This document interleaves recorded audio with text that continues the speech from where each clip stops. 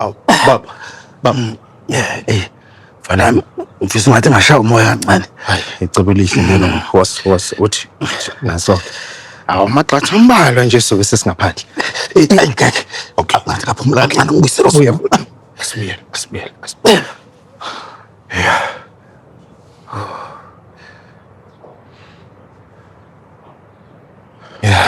Hayi cha ngifuna ukungasho baba. Ubuke kungcono namhlanje. Inkathi ezinzima zindlulile. Uma ungangibuza nje hayi. Sendlulile. Hayi. Njalo impela khona. Baba. Ngiyashisa impepho izolo. Ngakhuluma nabadala. Ngabacela baba ukuthi sicela basicacisele. Basibonise. Basipha amandla sonke.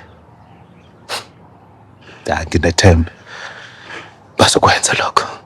Wasibakhuluma kohlongwane. Wasibakhuluma komasumpa ngempela. Uyabona kubalulekile mfana wami ukuthi sibacela abadala ukuthi basicacisele kuzonke izinto ezisenzayo. Ayi. Ngiyasiqhenya ngawe mfana wami. Ngiyasiqhenya ngawe ngwane. Ngiyabonga baba.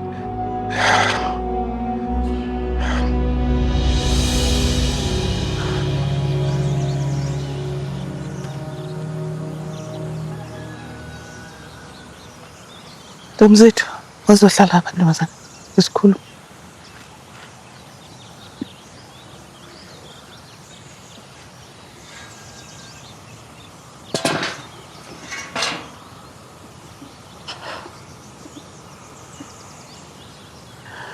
Awusho ntombazana yami, ugcine nini nje ukulala uphumule nje ebusuku? Angazi yazi mama. Ngisenendaba nobuthongo. Kunzima ukungazi ukuthi kuyosuka besaphila yini. Manje ke sengithola ngime lapha esicabheni sasekamereni lena. Ngifuna nje ukuthi isiqiniseko sokuthi ungwane usaphefumula yini. Ngiyazi mntanami. Kodwa ke ezinye izinto engaphekwa amandla ethu. Uyazi mntanami, odokotela banikana amakhambi. Kodwa ke uNkulunkulu unikana ukuphila.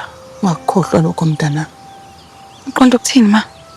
Ngiqonda ukuthi ke mntanami njengamanje ungwane udinga indodakazi yakhe ukuthi athole amandla ukuthi asinqobe lesi sifo esimphethe. Ubaba ngiyazi ukuthi udingani ma. Ngiyazi. Odokotela la ngaphandle alikho ikhamba abanalo elinganqoba ukufa. Kodwa ke ngiyethemba nangokukholwa singanqoba mntanami lokho kuphela ungwane akudingayo njengamanje. Uyasidinga sonke nje mntanami. Ngicela uqine.